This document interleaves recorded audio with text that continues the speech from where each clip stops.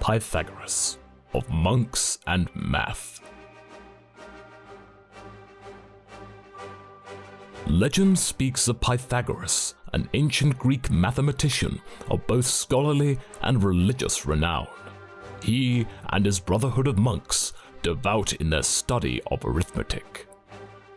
Pythagoras began life among family on the island of Samos, where he received a most fine education. It is said he traveled far and wide while young, soaking in the wisdom of foreign lands both near and far. As Pythagoras grew older, he became a mathematical sage. Many traveled to hear the wisdom of this most learned man. Yet, Pythagoras was discontented with the tyrannical ruler of his homeland and left to establish something he could call his own. His beliefs are rooted in the idea that numbers represent all in the real world. For him, pure data was the be-all and the end-all. Others too followed him in this understanding.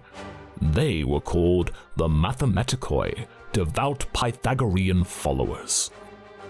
With their master, they gathered in Crotone, southern Italy, to study in the way of numbers and math. There, it is said Pythagoras discovered his theorem, that the area of a square on the hypotenuse of a right triangle is equal to the sum of the area of squares on the triangle's other sides.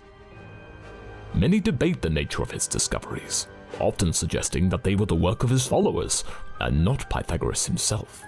Yet, whether fable or fact, one thing is undeniable: the impact on Pythagoras on math was profound. His work is still used even to this day, but he, a man of myth and legend, came from a time of myth, tragedy, and epic and divine conflicts.